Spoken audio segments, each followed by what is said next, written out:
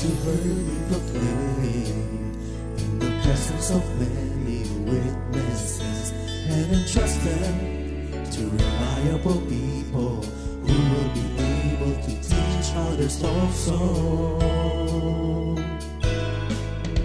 Take the teachings you heard me proclaim in the presence of many witnesses, and entrust them to reliable people who will be able to teach others also. Take the teachings you heard me proclaim in the presence of many witnesses, and entrust them to reliable people who will be able to teach others also. Take the teachings you heard me proclaim in the presence of many witnesses, and entrust them to reliable people who will be able to teach others also. 2 Timothy 2:2. Hallelujah, 2 Timothy 2:2. Praise the Lord. 2 Timothy 2:2. You and me, let us proclaim the gospel. 2 Timothy 2:2. Hallelujah. 2 Timothy 2:2. Praise the Lord. 2 Timothy 2:2. You and me, Let us proclaim the gospel of Jesus Christ.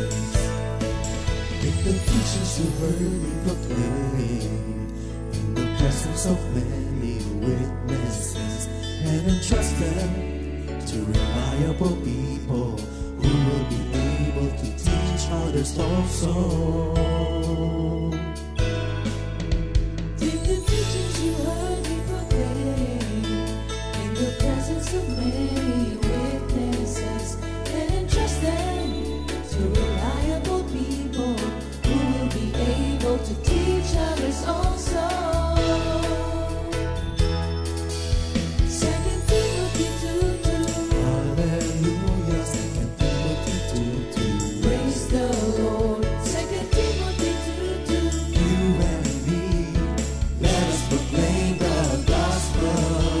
2 Timothy 2:2. Hallelujah. 2 Timothy 2:2. Praise the Lord. 2 Timothy 2:2. You and me, Let us proclaim the gospel of Jesus Christ. The harvest is plenty, but the workers are few.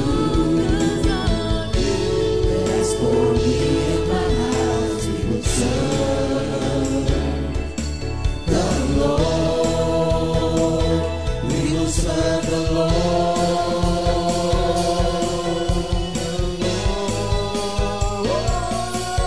2 Timothy 2:2.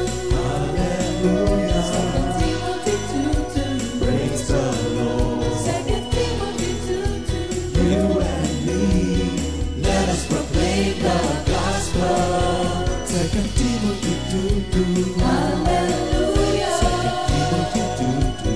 Praise the Lord. 2 Timothy 2:2. You and me, Let us proclaim the gospel of Jesus Christ. 2 Timothy 2:2. Hallelujah. 2 Timothy 2:2. Praise the Lord. 2 Timothy 2:2. You and me, let us proclaim the gospel. 2 Timothy 2:2. Hallelujah. 2 Timothy 2:2. Praise the Lord. 2 Timothy 2:2. You and me, let us proclaim, live on this name, delighting the Lord for His goodness. Let us proclaim, lift up His name, delighting the Lord for His goodness. Let us proclaim, lift up His name, delighting the Lord for His goodness.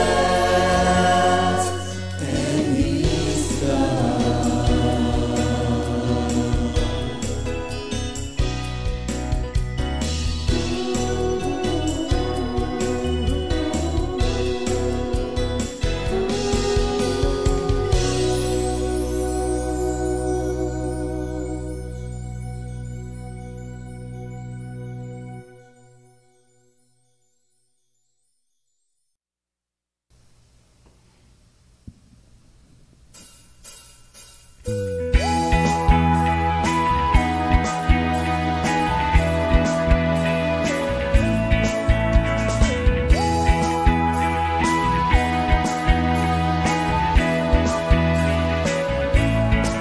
Dahil sa'yo, Jesus, ang kaligayahan na darama. Dahil sa'yo, Jesus, ang kapayapaang taglay. Nang ako'y dumating, ako'y iyong narinig. Nang ako'y tumawag, iyong binigyang pansin.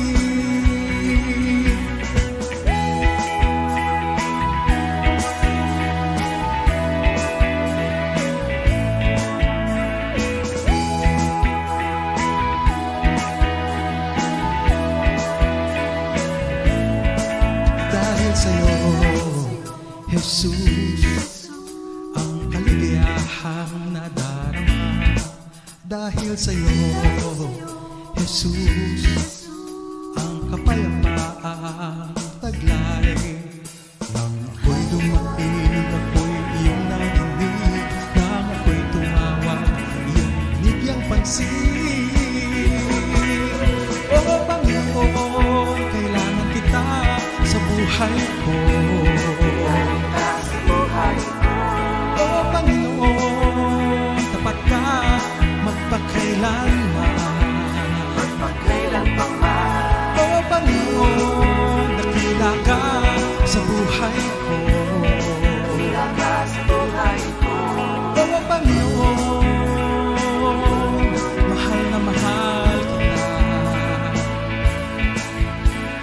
Tunay ka, Panginoon, ibig mo'y di nagbabago. Salamat sa kabutihan mo, dakila ka, O Diyos. So Panginoon, kailangan kita sa buhay ko. O Panginoon, tapat ka magpakailanman. O Panginoon, dakila ka sa buhay ko. O Panginoon, mahal na mahal kita. Mahal na mahal kita. Mahal na mahal kita. Mahal na mahal kita. Mahal na mahal kita.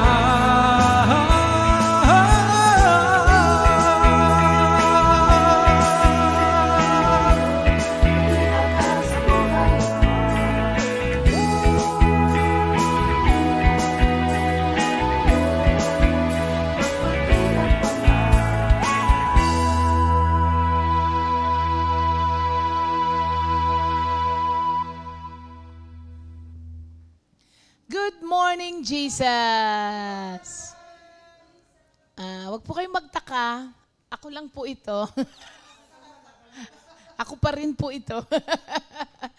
Magandang Martes ng umaga sa inyong lahat, mga kapatid. Kamusta naman po ang tulog ninyo? Ganapat kasi siya, tulog. Alive in Christ, tulog. Umulan, di nga tumuloy no? Oh, pero thank you Lord na rin doon sa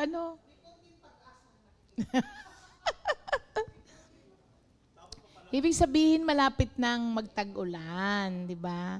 Ano na lang. Actually, nababawas-bawasan na rin naman ang init ngayon. Kasi nung mga nakaraang kahit na nandun ako sa ilalim ng mangga sa umaga, mainit. Pero 2 araw na magkasunod, kahit na walang electric fan, okay pa din. Oo, nababawas-bawasan na, di ba? Thank you, Lord. Ang daming ngayon na-heat stroke din kasi. Tsaka ang daming aksidente, no? Magpe-pray po lagi, mga kapatid, bago pagkalalabas ng bahay, ganun. Huwag niyong kalilimutan po yung prayer. Ano po? Kasi, parang sunod-sunod. Oo, sunod-sunod. Parang wala ka man lang, bigla na lang may sasagasa sa'yo, di ba? Ganun din naman talaga. Wala kang magagawa. Oo. Pray lang, pray mga kapatid. Thank you, Lord. Ayan. Mananalangin muna tayo. Thank you, Lord. Hallelujah. Lord, maraming salamat, Lord, for this wonderful, wonderful day na binigay niyo na naman po sa amin. Maraming salamat, Lord, sa kagalakan, kalakasan ng katawan, Lord, na meron ngayon. Ready to do what you want us to do, Lord. Salamat din po sa masarap na tulog, Lord, maagang paggising. Sa lahat ng mga kabutihang loob niyo po na tinatamasa namin at pinaparanas namin every day, we thank you, Lord, with all our hearts. Once again, Lord, we are invoking your presence, Lord, sa umagang ito na alam namin magbabago ng lahat. Kayo po ang manguna sa aming lahat, pati na rin sa mga kapatiran namin na nakikinig, Lord. Thank you, Lord. In Jesus' name we pray. Amen. Nakikinig at nanonood. Mga kapatiran natin. Thank you, Lord. Good morning sa mga kapatid natin from abroad, kagaya ni Sister Gina, Gatmaytan, si Sister Divine, Balanggit. Divine, nasa Thailand, ang iyong mga magulang. Magandang umaga po sa inyong lahat. Kay Minister Andy na nasa Bicol. Sister Tillet na nasa Chicago. Hi, Doc. Good morning. Nanay Aning, magandang umaga po sa inyo. Ayan, si Kim Escondo. Sister Josie, Nacional. Sister G. Aquino. Sister Millet. Wow, thank you, Lord, Brother Mike and Sister Angie. Magandang umaga din po sa inyo. Brother Ricky Samson, good morning. Yan. Sa mga kapatiran din natin dito sa buong Pilipinas. Good morning, good morning. Thank you, Lord. Parang di ko nakikita pangalan ni Jamie. Wala. Sabi mo, Inday, ba't nawawala ka na naman? Nagiging busy na naman yon. Di ko na siya nababasa. Oo, di ko na nakikita pangalan niya. Nanay Sel. Adun, good morning, Nanay Sel. Kamusta ka na? Minister Ali and Brother Enol, good morning. Diyan sa Pangasinan. Sa lahat ng mga kapatiran natin diyan sa Pangasinan. Magandang umaga. Magtatatlong buwan na ba si Enol? Wala pa siguro. Hindi naman siya nag-January, di ba? Magtatatlong. 2 buwan na siya doon. Pagka natutong magmotor. Alam nyo, mga kapatid, kapag hindi na kaya ng katawan, hindi nakakahiyang sabihin. Huwag tayong maging in denial kasi yung ating katawan is subject for decay. Kaya nga, sabi ni Lord, pagka magkikita tayong muli, bibigyan tayo ng glorified body. Kasi ito, imperfect Kaya, sa atin kasing mga manggagawa, nakakondition yung mind natin na mamamatay na tayong naglilingkod. Tapos dahil everyday, ito lagi yung ginagawa natin, nawala sa isip natin na tumatanda na pala tayo. O sige, ako lang. Puro kayong mga in denial eh. Kaya tuloy minsan, may nararamdaman na ayaw pang sabihin, okay ako. Hanggang bumulagta na lang bigla. Oh. Kasi alam mo, mali yung thinking natin na we are not acting in faith kapag sinabi mong masakit ang ganito ko masakit ang ganito ko. Hindi. Pag kami masakit sa'yo, sasabihin mo, Lord, masakit ang tiyan ko, Lord. Inuubo ko. Kasi kung sinabi mo, wala akong sakit, wala naman pala pagagalingin sa'yo si Lord. Wala ka naman pala sakit. Nakakalimutan natin yung ganun eh. Hindi po yun at saka, oo, kasi hindi yun eh. Maski si Lord, tinanong niya, what do you want me to do for you? Di ba sabi mo, okay ako Lord, okay ako, wala. Hanggang wala ka na pala. Kanina lakas-lakas mo lang, ngayon wala ka na. At saka, hindi po masamang pumunta sa doktor. Yan ang minsan mali natin. Sinasabi natin na wala tayong faith kasi nagpapadoktor tayo. Mali po yun. Oo. May mga pagtuturong ganon. Pero, alam niyo po ba na sa pagpunta niyong doktor, pumupunta ka, still, your faith is in God that He will heal you through this means. Diba? Kasi iba-ibang pamamaraan ang pag-heal ni Lord. Di ba maski si Lord, sabi, sige pumunta ka sa doktor, patignan mo. Oh, hindi masama, mga kapatid. Ang masama, pag yung bumulagta ka na lang basta-basta. Di ba? Yes. Oo. Kasi, tingnan mo, di ba sila Lola Tess, kung tutuusin, retired na si Lola Tess. Pero wala kasing retirement kay Lord. Retired lang siya sa posisyon niya. Pero alam niyo ba na hanggang ngayon, lahat ng nagdi-deliver doon, baka mamaya may mga delivery boy nga na maging Christian sasabihin niya, tanggapin mo si Lord. Sabi niya, hindi po, hindi ko sinasabing hindi ka sabi ko lang tanggapin mo si Lord. O, magdasal tayo. Oo, ganun siya lagi. At saka pag pupunta ka kay Mother, yung doctrine niya, hindi nakakalimutan. Yung sound doctrine niya, oo, pati kung saan sa Bible, gano'n, hindi niya nakakalimutan. Share din and share. Oo nga. So, ayun, mga kapatid, take care of yourself. Paano may enjoy yourself? Sabi nga ni brother, enjoy yourself. Oo nga. Good morning kay Gio Aquino. Si Brother Gio laging nanonood. Thank you, Lord, no? Kamusta kayo? At si Ivy. Hello, Ivy. Kamusta na? Yan. Thank you, Lord. Okay, mga kapatid, para po sa ating memory verse of the week. Exodus 33:14. And he said, my presence will go with you and I will give you rest.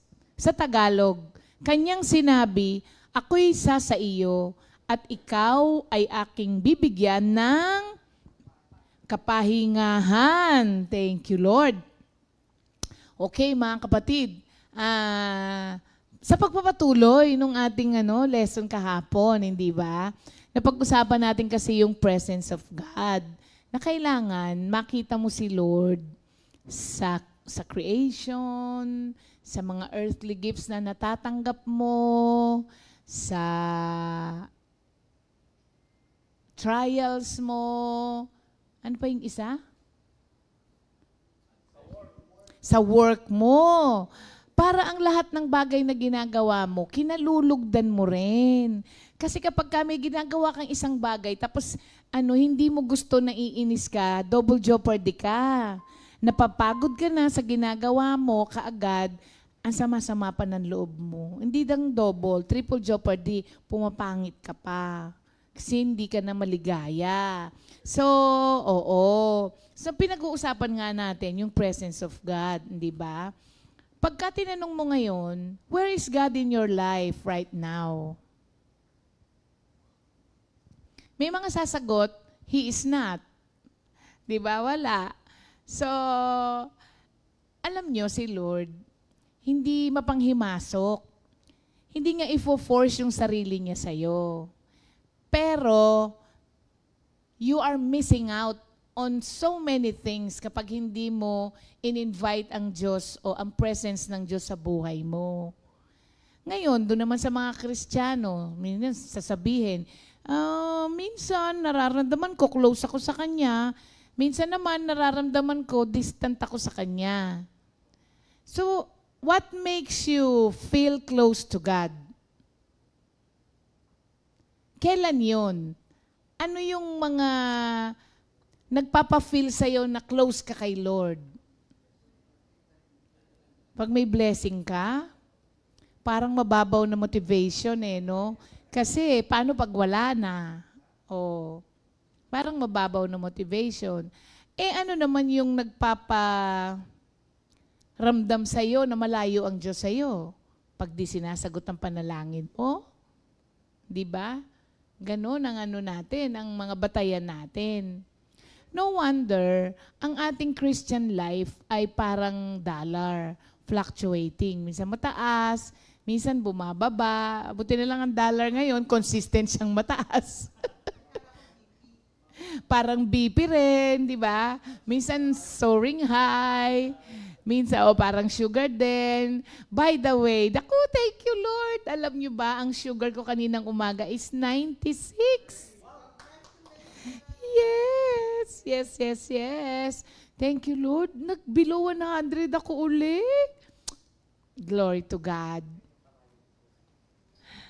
Hindi ko naman nagsabi. Bigyan kita mamaya. Ay, ano ba yung likod? Pakita mo muna sa akin para Oo nga, kinausap mo kasi ko So, ano nga ba nagpapalayo at nagpaparamdam sa'yo na malayo ang Diyos sa'yo? So kahapon, pinag-usapan natin na bumababa yung aking dali lang, pagpapalitin ko lang. Hindi, meron pa ako nitong ganito Hahanapin ko. Yan. So pinag-uusapan po natin ang presensya ng Diyos sa atin. Ngayon, pag-usapan natin sa araw na to, mga kapatid, kung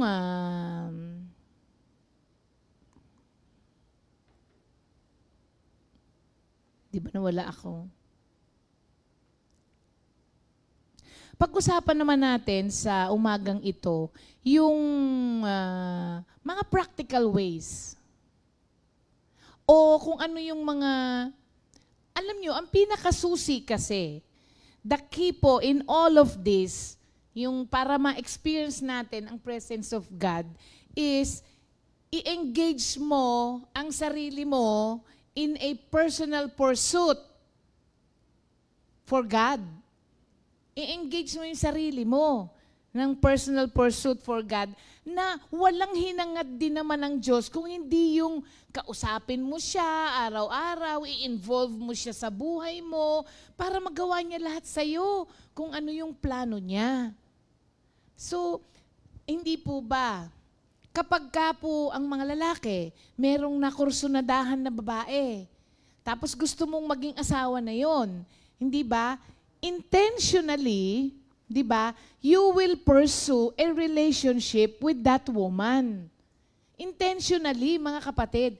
Kaya nga nililigawan mo Kasi gusto mo na, magkaroon ka ng relationship with that person. Same thing with the Lord. Kailangan, meron ding ligawan na mangyayari sa inyong dalawa ng Diyos. Intentional ang gagawin po natin. Magbibigay ka ng intentional, mag-spend ka ng intentional time, mag-create ka ng intentional place, hindi ba? Para makipag-usap ka sa Diyos at i-invite mo siya sa buhay mo. Sabi ko nga sa inyo kanina, ang Diyos ay hindi po mag-i-force ang sarili. You have to invite Him. Pwede ba nating ayusin itong tumatagaktak ng aking pawis? Hindi ko siya maramdaman. Nasaan siya? No. So, naghihintay lang naman po, mga kapatid, na i-invite natin siya, ang ating Panginoon sa buhay natin, at i-involve natin siya. Sabi nga, nabanggit ko kahapon, sabi ni Dr. Stanley, yung awareness natin of God's presence ay napaka-importante, very vital ang God's presence para po maging kung ano tayong gusto ng Diyos mangyari sa buhay natin at para masunod natin yung purpose niya sa buhay natin. Kapag ang isang believer makes the commitment to search for God at anyayahan siya na engage ang Diyos sa lahat ng pangyayari sa buhay niya, may mga bagay na nangyayari sa atin. At itong mga nangyayaring ito ang nagpapatunay that you are really always in the presence of God. Unang-una, kapag you are in a continual pursuit or you are in a commitment na to pursue God and to search for God at i-engage mo siya sa buhay mo, ang unang-unang nangyayari sa atin, hindi siya nawawala sa kaisipan natin. Continually, nasa kaisipan natin ng Diyos. Kasi, alam nyo, hindi nyo po ito madidenay. Kasi meron tayong tinatawag na holy silence na nangyayari within us, na yung Holy Spirit within us silently working in our hearts and our mind. At yun yung nagiging guide natin. Hindi mo man naririnig ang boses, nararamdaman mo. Halimbawa na lang, mga kapatid, namatayan ka. Like for example, kay Pastor Rafi ngayon, di ba? Masakit yung mawalan ka ng mahal sa buhay. Pero, laging may nararamdaman kang comfort na hindi mo ma-deny. Alam mo yon? Kaya minsan ako, nung namatayan ako, bakit ba na masaya ka kahit namatayan ka? Kasi, di ba, ang thinking natin kasi, masakit, malungkot ka. Pero, alam mo yung holy silence, silently the Spirit is working within you na may masakit, pero tinatabunan ng comfort na nararamdaman mo. Kaya tuloy parang nakakangiti ka pa din. Di ba kahit na merong masamang So parang hindi nawawala sa kaisipan mo ang Diyos. Na parang kahit anong mangyari sa buhay mo, ina-attribute mo lahat yon sa working ng Diyos. Kaya tuloy, helper kasi, di ba? Kaya gumagaang tuloy ang lahat ng bagay. So, continually, tapos alam mo, dahil sa nasa isip mo lagi ang Diyos, bawat nangyayari sa buhay mo, nagkakaroon ng kulay. Di ba parang makulay ang buhay dahil kay Kristo? At ang kulay ng buhay mo, iba-iba. Colorful talaga ang buhay mo kapag ka na kay Kristo. So, yun ang unang nangyayari sa atin. Pangalawa, dahil nga lagi siyang nasa kaisipan mo, ang Diyos, aware ka ngayon na pwede mong i-seek yung guidance niya continually also. Ngayon, hindi ka na konting kibot mo, Lord, gagawin ko ba to? Diba? Minsan nga may bibilin ka lang. Lord, bibilin ko ba? Kailangan ko ba? Tinatanong mo na ngayon lahat. Humihingi ka na ng guidance. Ako natutuwa ako dun sa mga Kristiyano na hindi makagawa ng desisyon hanggat walang word. At hindi talaga sila kumikilos ng walang word. Napaka-powerful nun, mga kapatid. Yung meron kang word kay Lord. So dahil alam mo na He is there, nasa kaisipan mo siya palagi, hindi rin matigil na bawat kibot mo, kay Lord, kay Lord, kay Lord. Di ba, mga kapatid? So, napansin naman din natin at lagi naman pinapatunayan sa atin na kapag kumilos tayo ng walang guidance ni Lord, malamang sa hindi, failure. Oo. So, madaling salita, palpak. Kasi nga, walang guidance. So, nakakatuwa yung ngayon, yung nagsisik ka lagi ng guidance kay Lord. Kasi alam niyo mga kapatid, God is interested in every detail of your life. So kung aware ka sa presence ni Lord, kailangan yung preference ng Diyos sa mga bagay-bagay ang lagi mong susundin. Pati sa pananamit mo. Pag nagdadamit ka, aalamin mo ano bang preference na ni Lord. Ay, Christian na ako ngayon, di na ako dapat nagdadamit na kita yung hindi dapat makita. Hindi ba? Ito na naman, may masasagasaan na naman ako. Alam nyo, aabot kayo sa punto na ganun. Kapag ka pala yung relasyon nyo sa Diyos ay lumalalim, bumababaw ang mga bagay-bagay na dati sa'yo, napaka-importante, pero ngayon parang ang babaw na lang. Di ba, alam mo na kapag ka nagsusuot ka ng mga damit na kita yung mga kung anong hindi dapat makita, tapos nagagalit ka. Hindi ko, excuse me po doon sa mga Gabriela o mga na parang ang ina-advocate nila, wala daw kinalaman ang pananamit ng isang babae sa paningin ng ibang tao sa kanila. Hindi ako maka-agree doon na hindi daw porke nananamit ang babae ng kita yung tiyan niya, pwede mo na siyang bastusin. Ganon. Ako nga kababae kong tao, pag may nakita akong nakangik-ngik short, sinusundan ko talaga yung kahit babae, kung mahilig ako sa magandang legs sinusundan ko talaga ng tingin. Paano na kaya yung lalaki? Alam nyo, physiological din po yung ganun sa lalaki. Kumbaga, can-create kasi sila na ganun. Kahit na kay Lord po yun. Ang lalaki, can-create talaga ang stimulation ng lalaki, kadalasan by sight. Ang babae, by, hearing. Kaya nga, di ba yung mga babae parang tumitili pagka may mga concert, yung mga ganon. Di ba minsan kahit nga hindi maganda itsura, pagka magandang kumanta, boses, ganon, nai-inlove sila. Ganon. Pero ang lalaki by sight. Ba't ba ako napunta doon? When you are living in the presence of God, dapat yung preferences na ng Diyos ang sinusunod mo sa buhay mo. Sa lahat ng bagay. Yun nga, isa lang yung sa pananamit. Di ba? I hope and pray na yung mga Christians ay umabot sa ganung relasyon sa Diyos na maintindihan mo na hindi mo kailangan na magdamit ng ganun para makakuha ka ng attention. Oo, maging disente. Oo. Kasi alam nyo ba, mga kapatid, yung mga pinapakita ngayon ng mga babae, ang dapat nakakakita lang dyan, yung magiging asawa nyo. Hindi lahat ng lalaki. Dapat yung magiging asawa nyo lang ang makakakita. Hindi pag yung, mga kabataan kasi ngayon di ba? Labas na ang lahat ng ilalabas. Ganon, na dapat, in the future, ang makakakita lang yan ay asawa mo.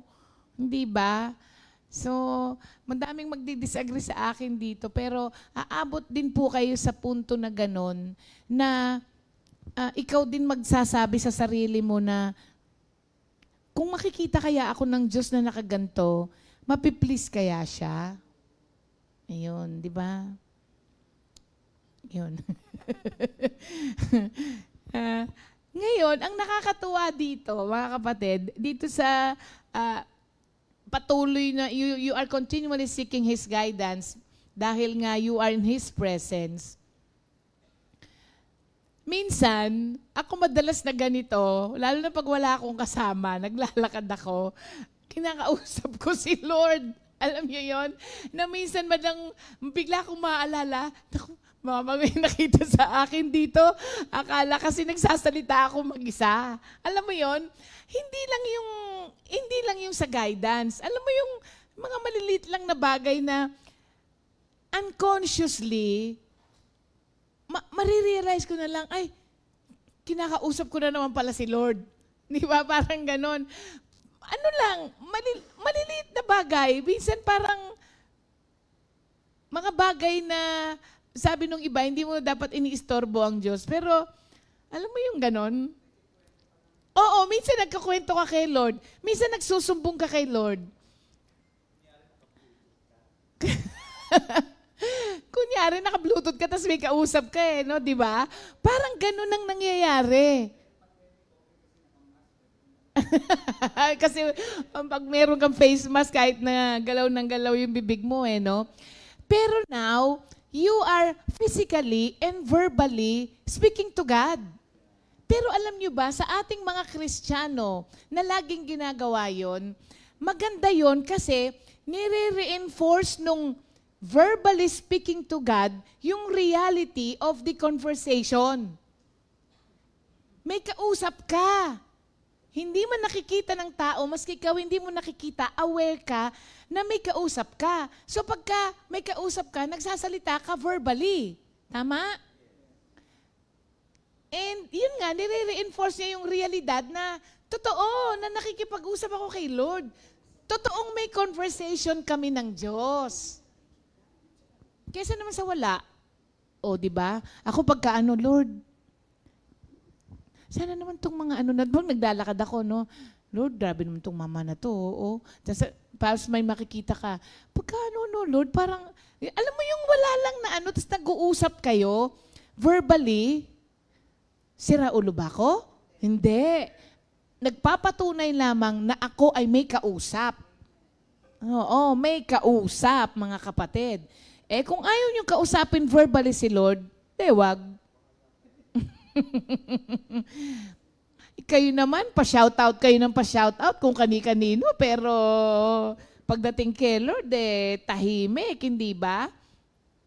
At nakakatuwa yan kasi etong maganda. Verbally and physically, you are speaking to God. Tapos ang Diyos, sumasagot din.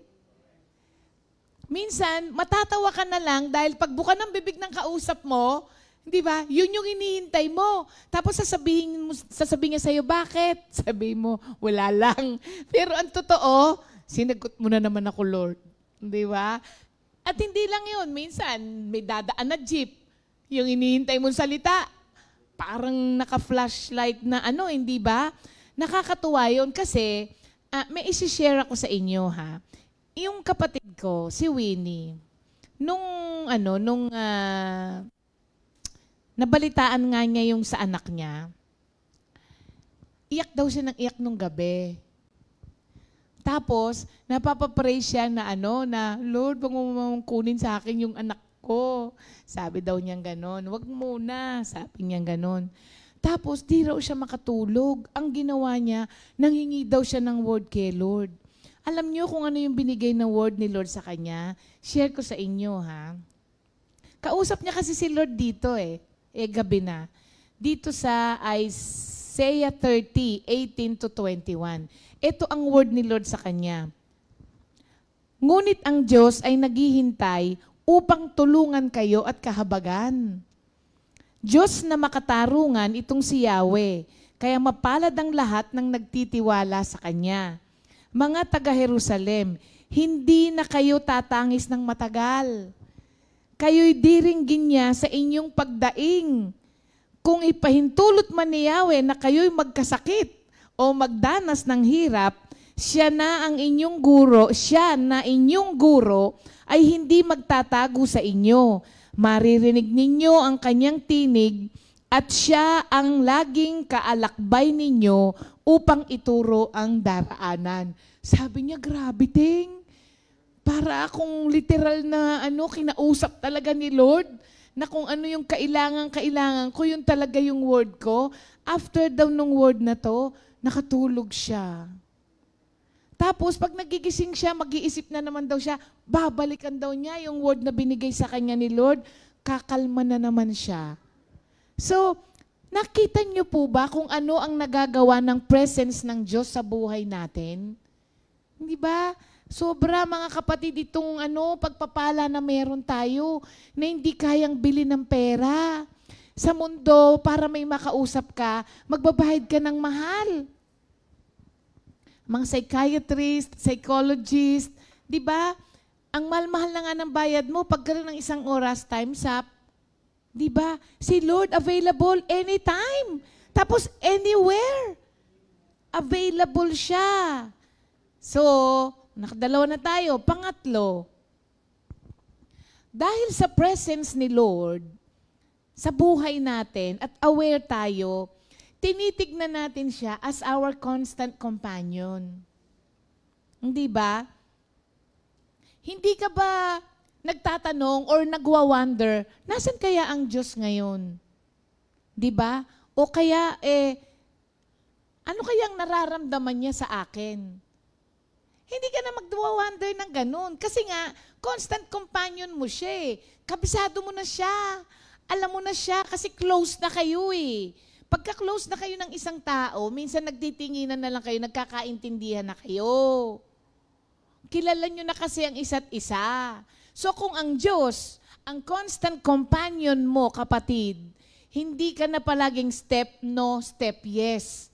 Hindi ka na ganun. Hindi na ang buhay mo kesera-sera, whatever will be. Kasi ang magka-close na tao, nire-reveal nila sa isa't isa, maski yung pinaka-deeper feelings. Kabisado nila ang isa't isa. Baka mamaya, mga kapatid, hindi mo pa kilala ang Diyos. Or kilala mo nga si Lord pero mababaw lang, parang bisita lang. Sabi nga kanina, di ba nung pagkatinanong ka, where is God in your life right now? Minsan, nararamdaman ko close kami. Minsan naman, nararamdaman ko malayo kami sa isa't isa. Yun. At ang maganda rito, when you see God as your constant companion, nakakatapang yun. Lalo na kapag pumupunta ka sa mga lugar na delikado. Ngayon, kahit na wala ka mang, hindi ka sinasamahan ng kahit sino sa pamilya mo, mag-gogo ka pa rin. Hindi ka ba natatakot? Hindi. Wala kang kasama. Hindi meron. Si Lord. At ang kasama mo, mas matapang pa kaysa sa pamilya mo. At kayang-kaya ka pang ipagtanggol at protektahan sa anumang pwedeng mangyari. Kaya kapag ka-constant companion mo ang Diyos, yung direksyon ng buhay mo hindi paliko-liko. Kasi nga lagi kang may guidance, laging may nagtuturo. Ang maganda pa nito, kahit na dumadaan ka ng mga hindi magagandang bagay, alam mo pa rin na nandiyan pa rin siya. Hindi ka iniiwanan. Kaya hindi ka matampuhin eh. Kahit may mga problema ka na sunod-sunod na dumaraan, hindi ka nagtatampo kay Lord. Kasi constant companion mo na siya. Hindi naman ako iniwanan ni Lord kahit na dumaan pa ako sa mga ganyan. Di ba mga kapatid? Sunod. Ito maganda to. Dahil si Lord na ang naging constant companion mo, natututo ka na ngayon to view everything in your life in the light of His presence. Anong ibig kong sabihin dito? Kahit ano ang nangyayari sa buhay mo, everything has go into the presence of God. At pag inilagay mo lahat yan sa presence of God, naiintindihan mo ang mga bagay-bagay. Yung presence ng Diyos affects every reality sa buhay natin, mga kapatid, good or bad. para sa ibang tao, sabi nga natin kahapon, very intimidating yon itong God as your constant companion, no? Very intimidating yon. Kasi, wala ka ng wala ka ng magagawa na hindi niya alam. But, para dun sa mga gusto nila na palaging kasama si Kristo, this is a wonderful reality. Kasi, wala kang pwedeng puntahan na hindi ka niya sasamahan. Therefore, wala kang dapat katakutan. Secured ka. Kasi nga, kasama mo siya. Intimidating for other, perhaps, dahil nga may ginagawa kang hindi tama. Pero sa ayaw at sa gusto mo, God sees everything. Whether you allow Him or not, still, kita niya kung anong ginagawa mo. You may not invite Him to come into your life, but He still see what you are doing. Yun, mga kapatid, ang nangyayari. Tapos, pag may nangyari sa buhay mo, when you see them, when you view them in the light of His presence, nagbabago ang paningin ng mga tao. Tignan po ninyo ito. Kaya tayo merong, yung susunod na dulot ng presence of God is peace in the midst of storm. Kasi you see God in the light of His presence. You see everything na nangyayari sa buhay mo in the light of God's presence. Tignan ninyo itong nangyayari. Di ba nung kaka-diagnose lang ni Roxette na may cancer siya? Tapos, day before ng kanyang check-up, birthday naman nung kapatid niya, si Boknoy. Nag-celebrate ngayon sila. Nung pauwi na sila, may jeep sa harap nila. Nandito siya. Gabi na eh. Tapos nakita ni Jeremy, merong isang 10-wheeler na truck na tumatakbo sa gitna ng 2 lane. Sabi raw niya, malayo pa, ano ba itong truck na to? Ang ginawa niya, dumistansya siya dun sa jeep. Tapos, kinabig niya pa kanan. Yung pala, yung 10-wheeler truck na ang daladala ay hollow blocks na wala ng preno. Ang nangyari, binangga yung jeep sa harap niya. Lumayo na siya. Sa sobrang lakas ng pagkabangga, tinamaan pa rin, inabot pa rin siya ng jeep. Ang ginawa ng truck daw, ibinangga niya dun sa 10-wheeler truck din sa kabilang lane para umistop siya. So, yung sa may jeep, nabali nga raw yung manibela kasi yung sa kanya, nawasak din yun sa may driver's side niya. Di nung sinabi niya sa amin, sabi ko, naku talaga ba, thank you Lord sa protection.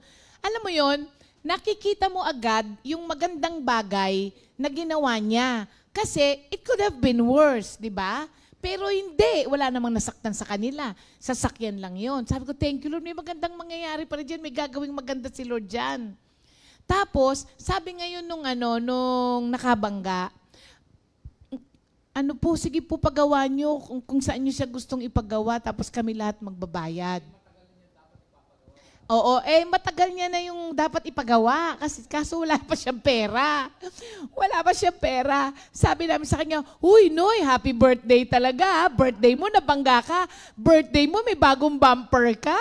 Sabi namin ganon. Oo. Tapos, pina-estimate nila. Yung daw may-ari, yung tatay, mabait. Di sinabi nga niya kahit saan mo gusto.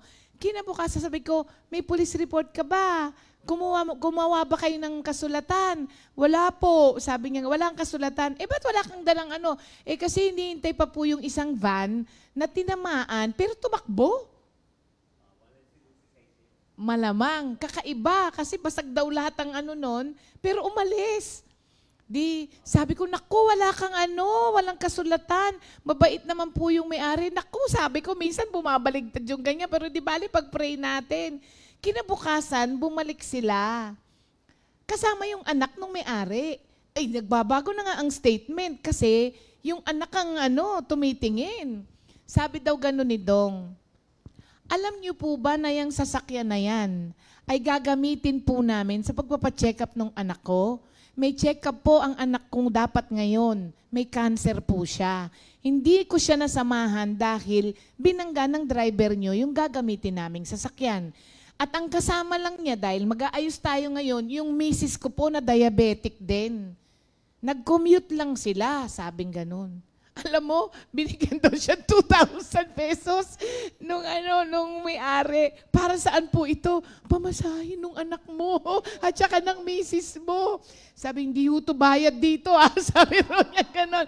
Sabi niya, hindi. Sabi raw niya ganon. Tapos alam nyo, kung magkano yung sinabi nung talyer, binayaran sila. Binigay yung panggawa sa kanya, tapos dinagdagan pa ng another 2,000. 2,000 pesos. Nakikita niyo po ba, mga kapatid, if you...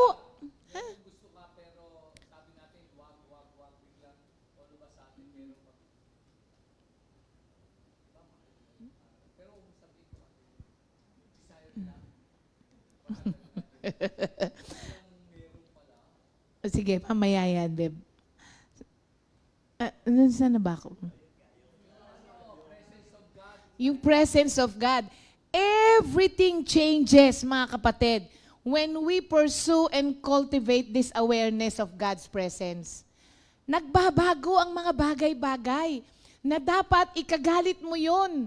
Diba? At pwede kang mag-question. Pero kapag tinignan mo ang lahat ng bagay in the light of God's presence, nagbabago.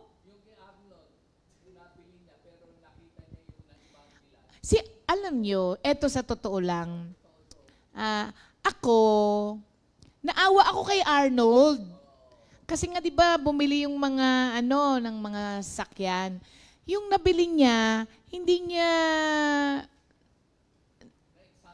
para sa amin, hindi niya nakita yung mga nung binili niya. Ako, sabi ko, kawawan man si Arnold. Sabi ko, yung nabili pa niya, madaming problema. Ganun nga, hindi niya nakita, ganito. Pero ako naawa ko kay Arnold. Kasi nga, parang gusto niya magkasasakyan, tapos nagkasasakyan, dahil pang problema. Hindi ba? Pero, pagka tinatanong ko siya, ewan ko kung na-justify niya yung ginagawa niya, pero mukhang hindi naman. Yun talaga siya eh. Yun talaga yung niya. Oh, wait lang, babe. Wait lang. Kalma lang, babe. Kalma lang. Sabi niya, kaya daw niya yung nabili dahil doon sa may-ari kasi ang bait naman sa kanya. Tapos sinyeran niya ng sinyeran ng word. Sa sobrang pagsishare niya sa kanya, di ba, ako nakikita ko rin naman talaga yung paggalaw ni Lord doon sa sitwasyon niya. Pag ikaw bumili ng sasakyan na as is where is, kahit marami kang nakitang sira dyan after nun, wala na akong pakialam sa'yo. Kasi nagbayaran na tayo eh. Sinabi ko naman sa'yo yan, di ba? O ayan na yun. Alam nyo, dahil na-share niya ng word yung bumili, nung sinabi niya na ganito ang nangyari, ganito nangyari, nag-share sa kanya. Nung pa yun, nung binili niya yun. Nag-share sa kanya ng pera ha, para ipagpagawa. Tapos alam nyo, yung brother na yun, nanonood ng natin lagi, GMJ. Oh, na-share ni Arnold. So, alam ko, yung honor naman ni Lord yung faith ni Arnold. Gawa na yung sakyan niya, tapos na, hindi ba? Oo nga, hindi naman talaga para sa kanya yun, para kay EJ naman talaga yun. Kaya, yun, thank you Lord, Babe, nawawala ako. Sana pala sinama ko na lang ulit si Pastor, no?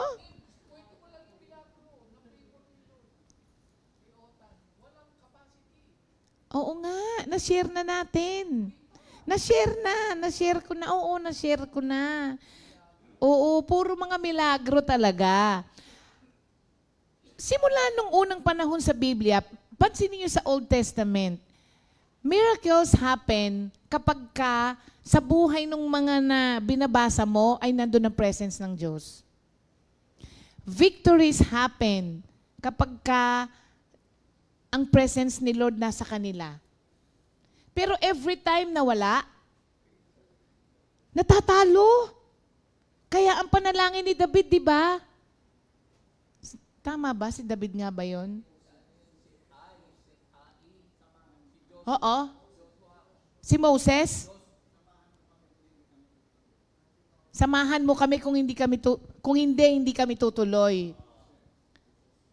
Oo, mga kapatid. Kasi aware sila kung gaano ka-importante ang presence ng Diyos sa lahat ng gagawin nila. At I pray na matuto tayo doon sa Old Testament, Christians, Old Testament believers, mga kapatid, na they will not do anything, especially yung mga major decisions sa buhay nila, nang walang presence ng Diyos. Lord, i-bless mo to, samahan mo ko, basbasan mo to, kung hindi ko to gagawin. Hindi ba, mga kapatid? So, nagkakaroon tayo ng peace in the midst of storm because everything changes kapag pinupurso natin itong awareness of God's presence. Sunod, kapag you are always aware of God's presence, yung hunger mo for His Word, tumitindi. Tumitindi. Walang taong nabubuhay sa presensya ng Diyos ang hindi ginugustong mag-aral at magbasa. Kapag tinatamad kang magbasa at mag-aral, bluntly, I will say to you, you are not living in the presence of God. Kasi kung nasa presensya ka ng Diyos, walang gugustuhin yung spirito na nasa iyo kung hindi makipag-ugnay sa ating Ama sa Langit. Kaya kung kinatatamaran natin ng mag-aral at magbasa ng Bible, admit it or not, there is something wrong, mga kapatid. May problema. Okay? Kasi ang isang taong nabubuhay lagi sa presensya ng Diyos, laging uhaw to sa salita ng Diyos. At lagi itong nagtuturn sa Word of God for direction. Kasi maliwanag sa kaisipan niya na ang manual sa buhay ng isang Kristiyano ay salita ng Diyos. So bakit ka kikilos ng hindi mo sinusundan kung ano nakalagay sa manual? Hindi ba? Kaya importante yung salita ng Diyos sa atin. Kayo po ba ay nagkakaroon ng pagkauhaw at pagkagutom sa salita ng Diyos? O natutulog kayo every time na merong nagsishare?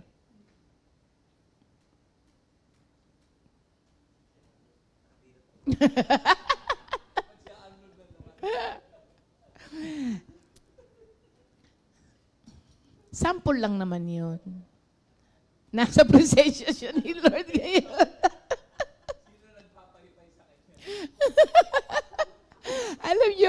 Alam nyo, hindi ko talaga makalimutan yung kwento na yun at every time talaga nababay ko rin yun Sarili kong kwento pero binabay ko lagi. Yung sabi na akin yan, sabing gano'n ni Lord. Tinala sa si Satan. Kwento ko ba uli? Kwento natin uli. Sige. Sabi kanina pa daw ako nagkukwento, nagsishare ako. No. Ano yun? Sabi, challenge ni Satan si Lord. Sabi niya, alam mo ba na mas marami na akong kampon kesa sa'yo ngayon? Hindi sabi ni Lord sa kanya. Sabi niya, pakita ko sa'yo. Dinala niya si Lord sa sabungan. Nakita mo yan lahat? Sabi niya, ginagamit pa pangalan mo. Hindi, Kristo. Sabi niya, akin lahat yan. Sabi niya, maski yung mga hindi tumataya pero nanonood, akin yan. Nulungkot si Lord. Sabi niya, oo nga. Sabi niya, halika, pakita ko pa sa'yo. Dinala niya si Lord sa disco. Kita mo yan? Akin lahat yan. Nakita mo yung mga nandun sa sulok? Sa madilim? Akin yan. Nalungkot si Lord. Oo nga, sabi niya. Naalala niya, ay, may morning devotion sa Comfy. Dinala niya ngayon si Satan. Halika, papakita ko sa'yo na marami pa rin ako sa'yo. Yan, nakita mo lahat yan? Akin yan. Sabi ni Satan, hindi rin. Ha? Sa Comfy to Morning devotion to ha. Nakita mo yung nakapikit na yon, akin yun. O diba, binabay ko yung sarili kong kwento. Akin pa rin yan. Sabi niya ganon. So, kapag hindi ka nagugutom at hindi ka interesado, sa mga ganitong pagkakataon, naniniwala ako na there are no boring preachers. Only uninterested hearers.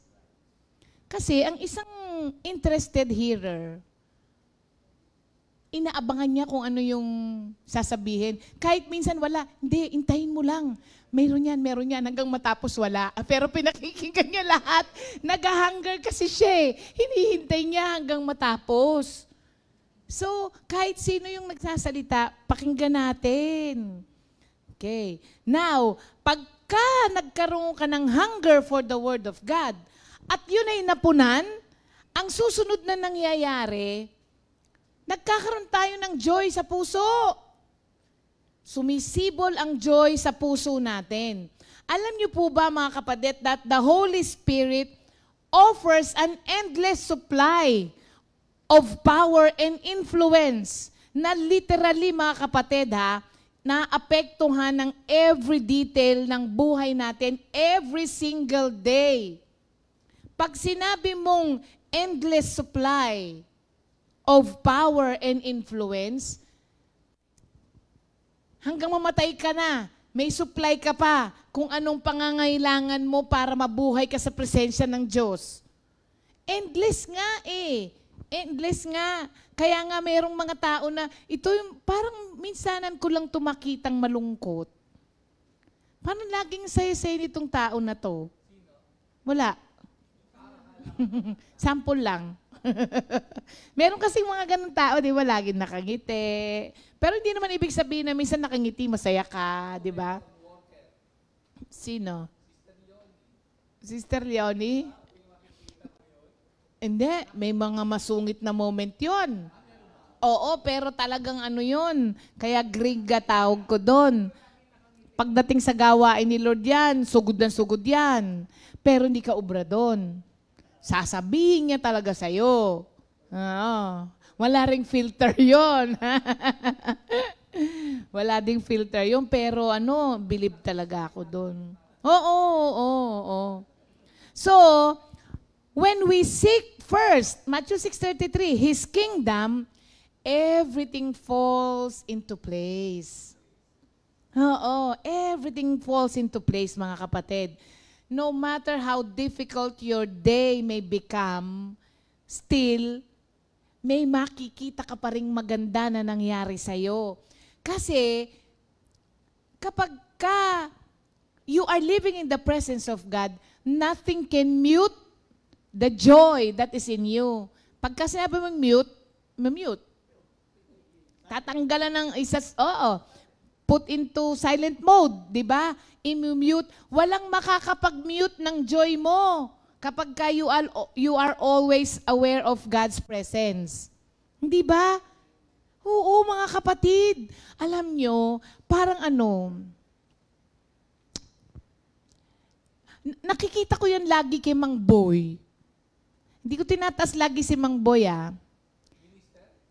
Mang Boy tawag sa kanya. Si Minister Boy. Yung passion niya for the Word, walang katulad. Kaya tuloy, nakita ko siyang umiyak nung nawala si Mon. Pero alam mo, sabi niya,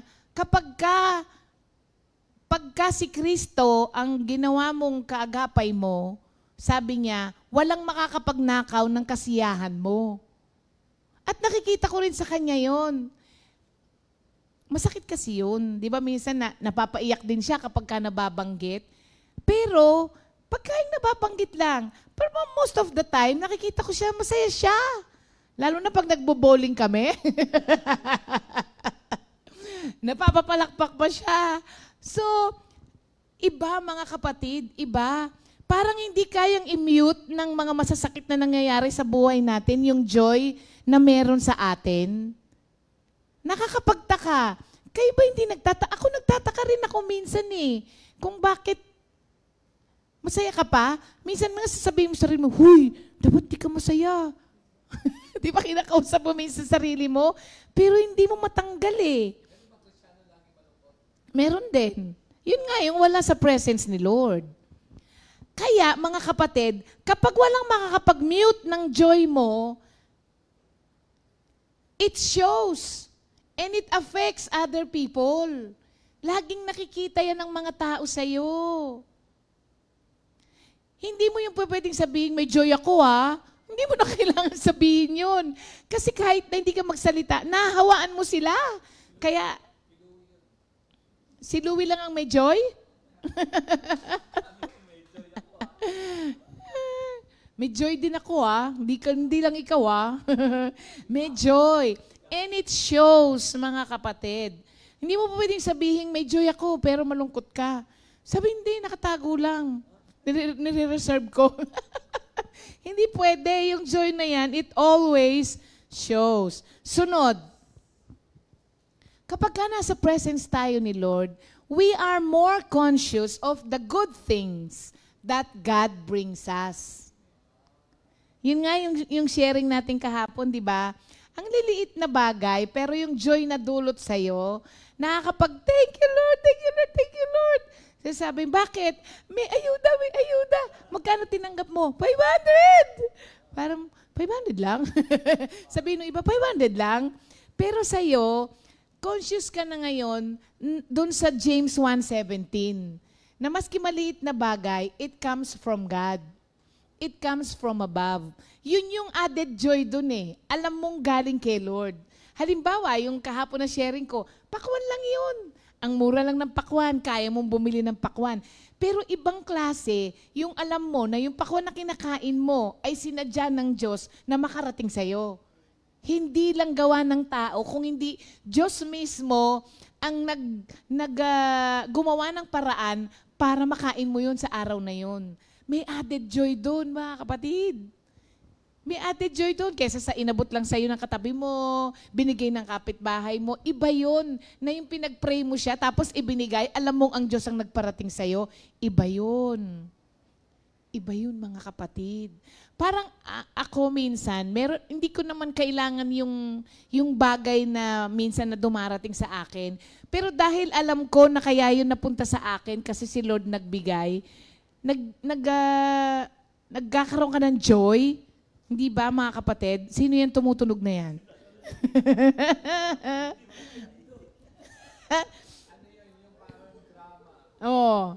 At ito pang isang maganda. When we begin to see all of our blessings in the light of God's presence, we see them as God's generosity sa atin. Thereby, na-eliminate sa atin yung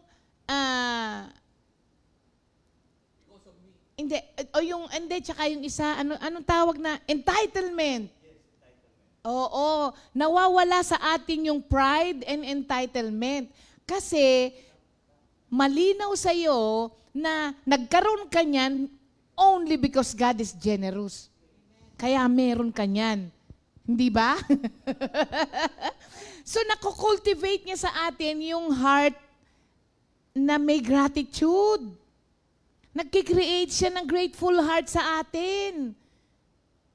Kasi nga alam mo na hindi naman ako magkakaroon nito kung hindi lang ako binigyan ni Lord. Totoo naman. John 3:27, hindi ba? And then, dahil na-experience mo ngayon, yung ganon na appreciate mo at tinitignan mo na lahat ng meron ka ay galing lamang sa Diyos, nagkakaroon ka ngayon ng feeling of continuing dependence on God. Sa lahat ng kailangan mo ngayon, nakadepende ka na ngayon kay Lord. Kasi nasasanay ka na binibigay niya Kaya lahat na lang, dinidepende mo sa Kanya. Mga kapatid, we serve an ever-present God. Huwag nating kalilimutan yon. Ano yung isang word ng immanent? Oo, God is immanent, di ba? Yung immanence is also omnipresent. Meaning niya, hindi ba? Yun, nabasa ko lang din yung immanent na yun. Immanence. Ganon ang ating relasyon dapat kay Lord, na kahit kailan, hindi na mamahinga si Lord. Ano yung awitin natin na does not slumber nor I look to the mountains, di ba? Where will my help come from? My help will come from the Lord. He will not let you fall. Your protector is always awake. So ever-present ang Diyos, mga kapatid. Kaya nga, ang nangyayari na to, we always depend on God for support. Bago mo makuha ang support mo sa mga mahal mo sa buhay, una mong nakukuha ang support from the Lord. Kaya minsan, kahit na anong sabihin, okay lang yan, sasabihin ng mga taong nakapaligid sa'yo, sasabihin mo na, alam ko, kasi naunahan na sila ni Lord ng pag-comfort sa'yo. Kasi nga, ang dependence mo nasa Diyos. So, yung support na kukuha mo sa Kanya, pag kailangan mo ng encouragement, alam mo kung kanino mo rin makukuha, teaching, direction, guidance, alam mo kung saan mo kukuhanin. Kasi ang dependence mo kay Lord ay lumawak na ng lumawak to the point na you cannot live without God. Dapat umabot tayo sa ganon. Anong kanta dyan? Oo nga. O dapat ito daw yung ating maging awitin, mga kapatid. Oo. Ang hina naman yan, Lord. Lord, I need you in my life. I am nothing without you by my side. Teach me to do your will, for you are my God.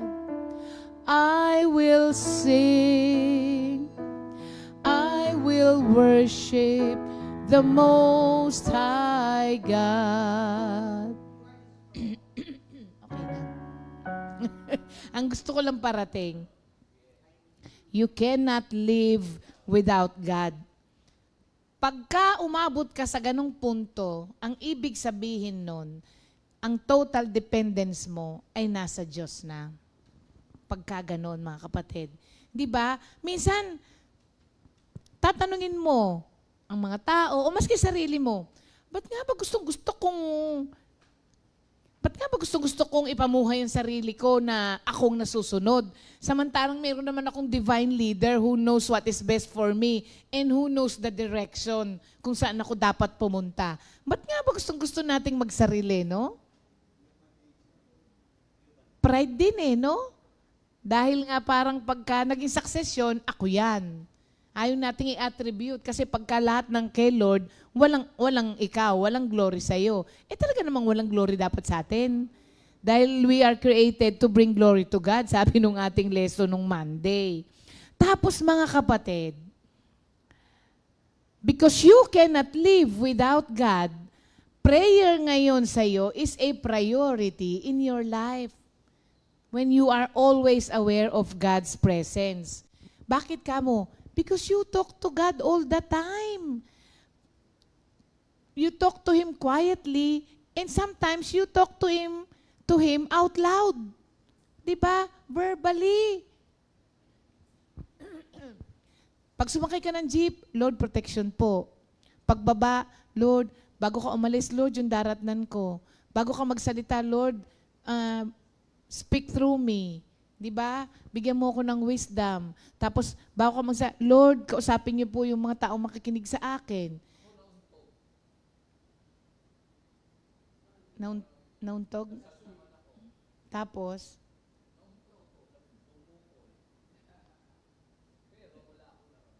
Ayo.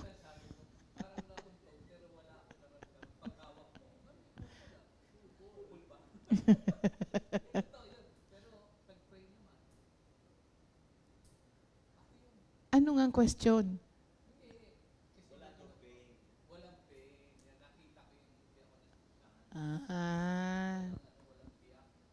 Okay.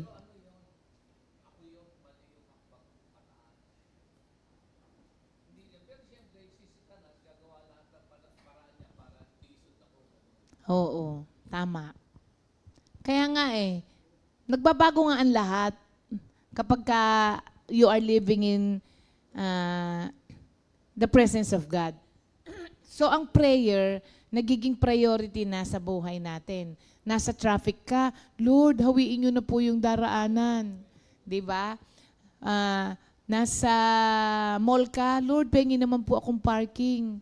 Yung malapit sa pintuan. Diba? Ganun pa ang prayer mo Ba't ka nagsasalita kung alam mong wala kang kausap? Nagsasalita ka lang kasi alam mong may kausap ka, alam mong at yung kausap mo, alam mong naririnig ka. Ang maganda pa rito, sinasagot ka pa nung kausap mo. Mabuti pa nga si Lord sumasagot Minsan yung katabi mo, di ba? Huy! May sinasabi ko sa'yo, hindi ka pinakikinggan. Si Lord palagi Di ba? Sa iba nga sasabihin, ha? Si Lord parehong tenga, malinaw. Hindi gaganon si Lord sa'yo, ha? Hindi ba? Kaya magandang kausap si Lord. And because prayer is already a priority in your life, yung hope mo, patuloy din nagko-continue. Even when your life seems hopeless, you still continue to hope. Kasi ang Diyos mismo ang nagiging hope mo.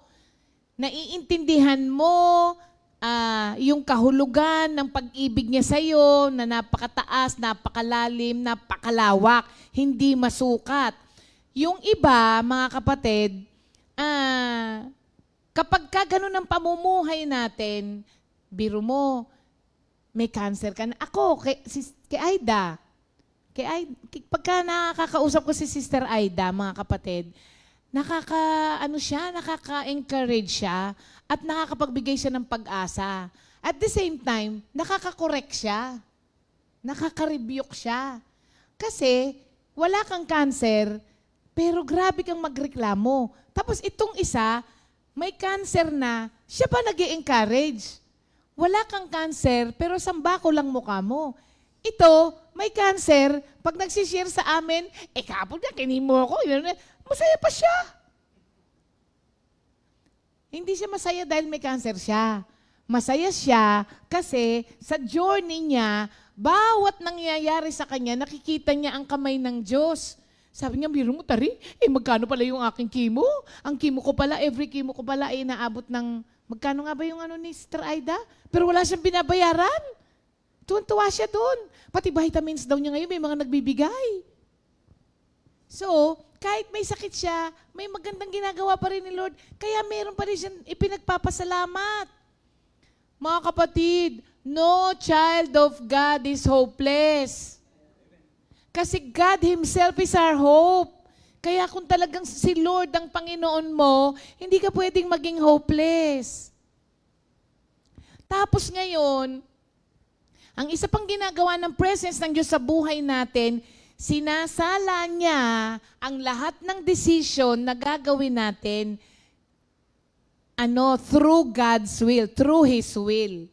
Alam niyo yung binibistay? Binibistay natin ang lahat ng decision. Sift ang tawag doon. Sift yata, S-I-F-T lang, no? Tama? Sift. So, you learn to sift everything, every decision na gagawin mo through God's will. Hindi ka na ngayon gumagawa ng sarili mong desisyon. Mga kapatid, not all good things are God's will. Kaya minsan, namamali tayo, wala namang masama dyan Wala ngang masama dyan, pero yan ba yung pinagagawa ng Diyos sa'yo? Doon tayo minsan bumabaksak. Dahil ang akala natin, lahat ng magagandang bagay ay sa Diyos. Lahat ng mga mabubuting bagay, gawin mo lang yan. Si Lord yan, hindi. Dapat, ang tanungin mo, eto ba ang kalooban ng Diyos sa akin? Lalo na sa mga big decision natin sa buhay, mga kapatid.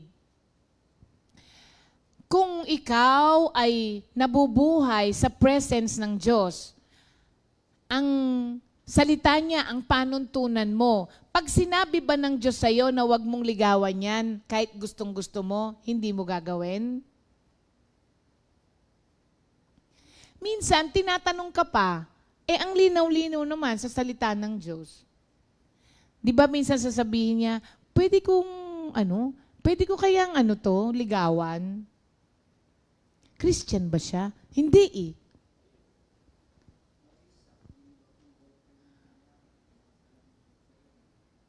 Oo. Kasi, wala namang masama doon kung sa maging asawa ko Oo nga, pero kalooban ba ng Diyos na siya? And by the way, sa mga Christians, napakalinaw po ng sinasabi ng salita ng Diyos na hindi nyo na nga dapat tanungin yun sa ibang tao. Balik na lang kayo sa Word of God. Sabi doon, do not be equally yoked with an unbeliever. How can light and darkness be partners? Magkakaproblema talaga yan in the long run.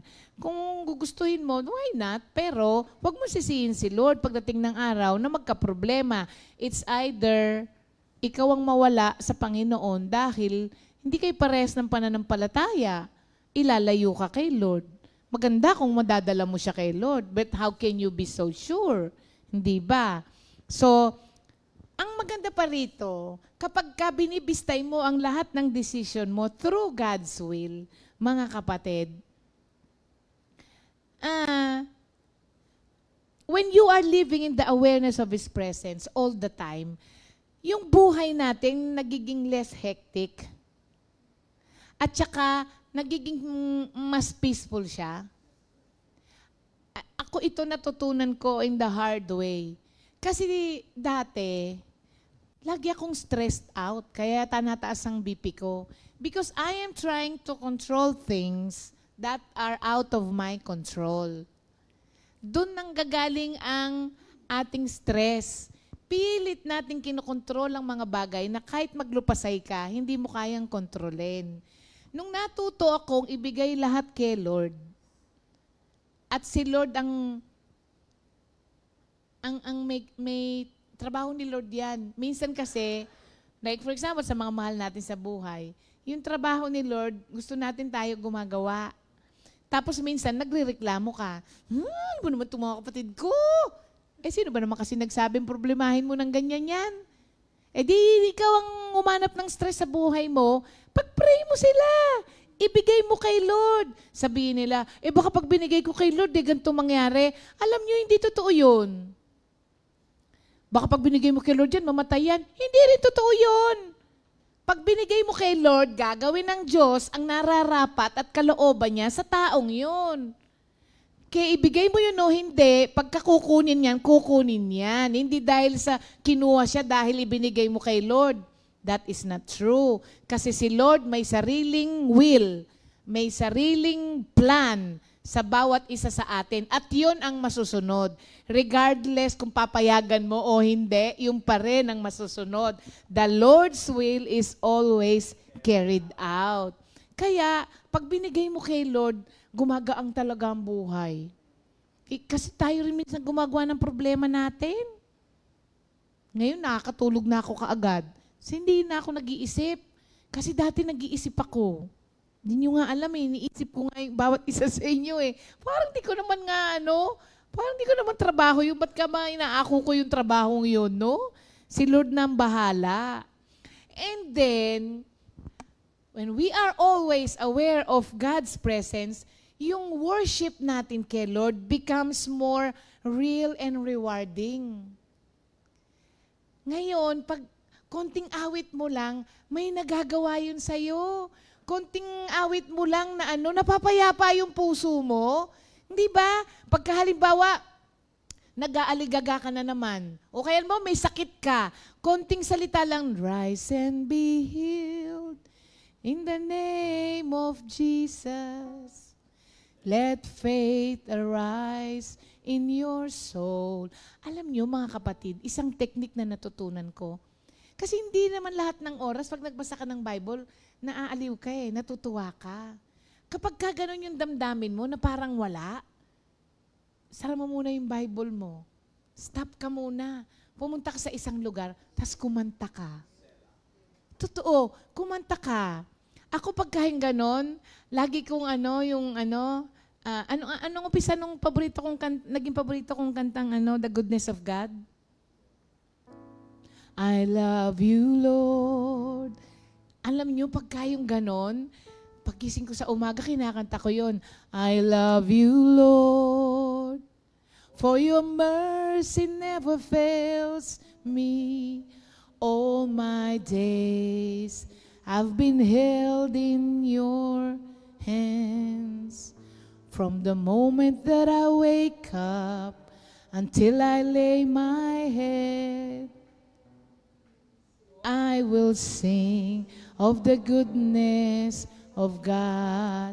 Tapos pagka, pumunta ka dun sa, in all my life you have been faithful. All my life you have been so good. And every breath that I am able, I will sing of the goodness of God. Pag kinanta nyo ng kinanta yan, hindi nyo na namamalayan na engulf ka na nung presence of God. Hindi mo nga alam, hindi mo na intention na umiyak.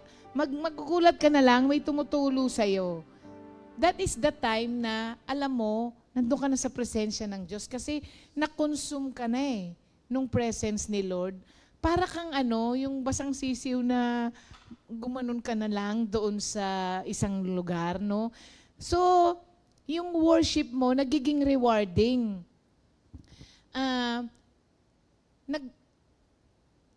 Malaki na ang nagagawa sa'yo ngayon ng worship mo kay Lord. And worship is not just singing, yung sinasabi ko. It is a way of life. Nagiging way of life na siya, mga kapatid. Oo. Tapos parang hindi na sa'yo ang worship sa'yo ngayon, hindi na yung pag-Sunday lang. Every day, nagiging worship sa sa'yo. Every day. Tapos, because your worship has become more real and rewarding, now, you are walking in obedience to God as a way of life na. Napakadali na sa'yo ngayon ng mamuhay nang naayon sa kalooban ng Diyos. Nag-stop yung Napakadali na sa'yo ngayon ng sumunod sa kalooban ng Diyos. Kahit minsan hindi mo nararamdaman na parang gusto mong gawin, ang dali ng sumunod sa'yo. Dahil ikaw lang yan, ikaw lang hindi may gusto niyan. Pag ginawa mo yan, malalaman mo later on, yun yung mga moment na kaya pala. Ang dali na ngayon. Hindi ka na ngayon nakipagbuno kay Lord. Ay, Lord, sige, gusto mo ba akong wag munang umalis? Hindi ako aalis. Kahit na gusto mong pumunta sa isang lugar, pag sinabi ni Lord na, hindi ka pupunta dyan. Okay po, Lord. Madali na sa'yo ngayon. Hindi ka na nakikipag-away. Hindi ka na nakikipagtalo kay Lord. Kasi nga, naging way of life mo na yung obedience sa Kanya. Ano ba nag-gain natin pag nagdi-disobey tayo? Problema. Ba't gusto nating ginagawa nga yun, no? Ewan ko nga ba, para nga namang may problema talaga yung utak natin. And lastly, last na Monday na uli. Wala na sa Monday. Oo. Lastly, dahil sa lahat ng mga bagay na ito na ginagawa ng presence of God sa buhay natin, nagkakaroon po tayo ng stronger and more intimate relationship with the Lord. Ngayon, kahit na anong paninira na ang gawin ni Satanas tungkol kay Lord, alam mo ba? Di ba parang may mga ganyang kaibigan minsan, hindi pala kaibigan yon. Alam mo ba? Sabi ni ganun ka daw. Yung mga naggaganyan, naninira ng friendship yan. Naninira ng relationship yan. Si Satan yun Sa relationship mo between you and the Lord, si Satan ang naninira dyan, kaya bubulungan ka niyan. Alam mo ba? Pero if you are always living in the presence of God, walang makakasira. Kasi nga, strong na yung relationship nyo. Kaya kahit anong marinig mong paninira ni Satan, hindi Hindi ako pababayaan ni Lord. Di nga ako iniiwan kahit saan Hindi mas grabe pa nga yung problema ko. Dati niligtas ako ng Diyos dyan Naku, alam mo ba, mamamatay ka na dahil sa sakit mong yan. Dahil sa strong ang relationship nyo ni Lord, ano ngayon? Di mapupunta na ako sa langit. Maiinis na sa'yo si Satan, alam mo ba?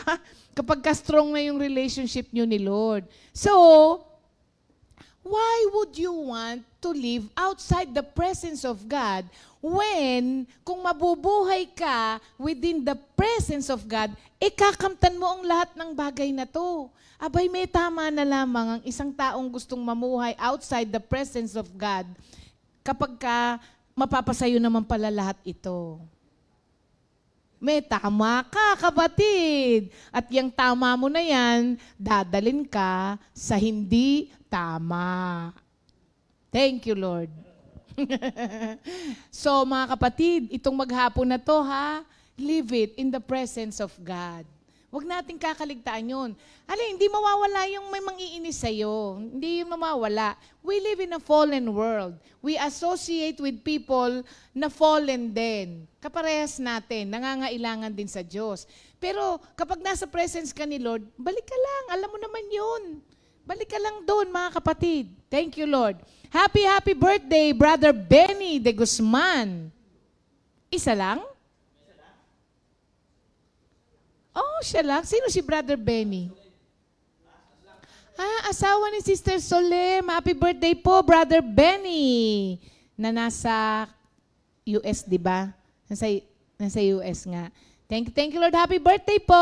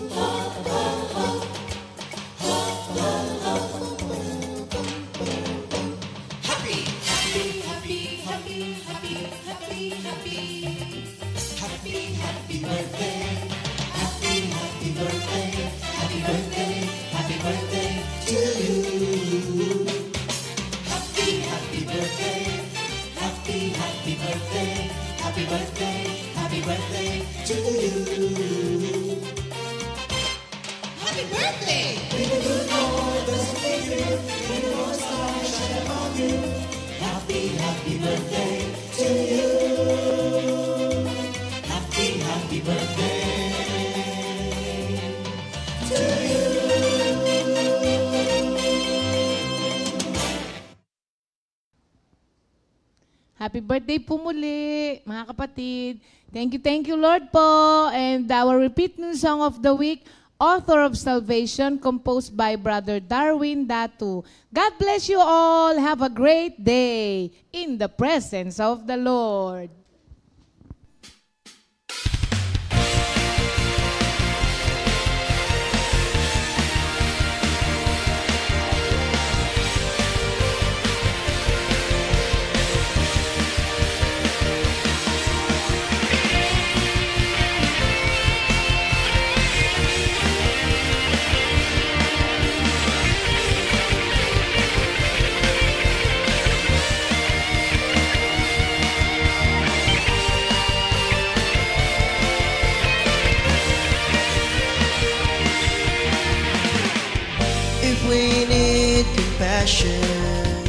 If we ask for mercy, seeking out for forgiveness for all the faults we've committed, we can turn to Him, only to Him.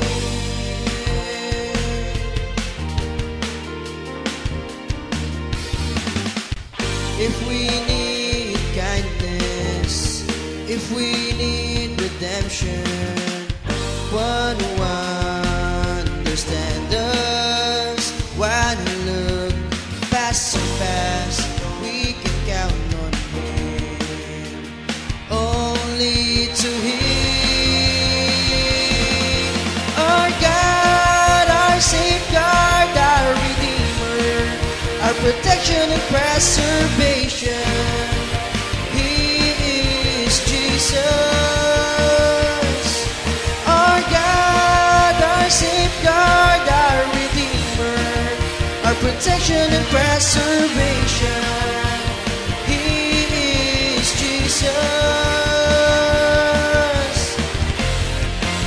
the author of salvation.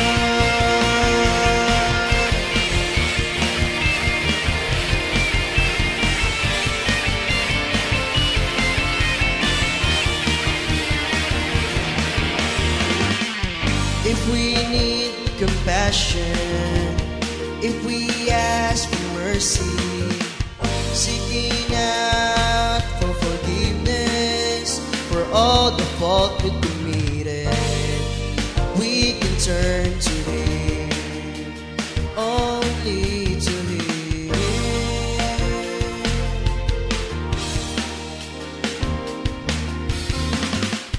If we need kindness, if we need redemption, one who understands us, one who look past our past, we can count on Him, only to Him. Our God, our safeguard, our Redeemer, our protection and preservation, He is Jesus. Our God, our safeguard, our Redeemer, our protection and preservation, He is Jesus, the author of salvation.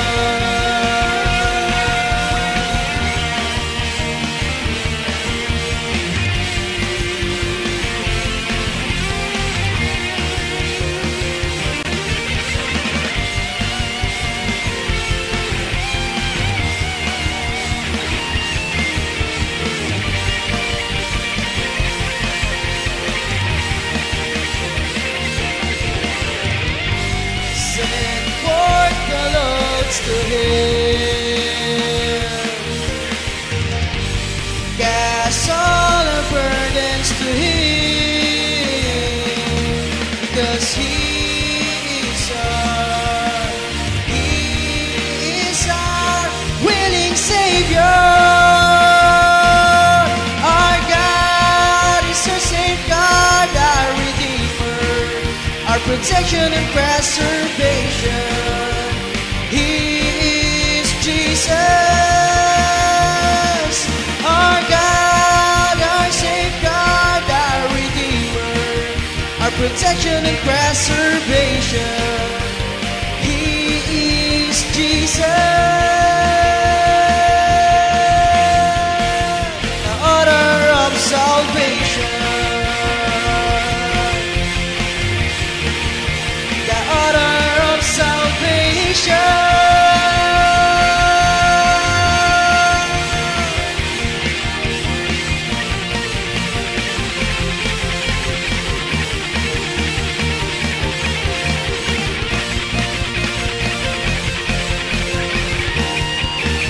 The author of salvation.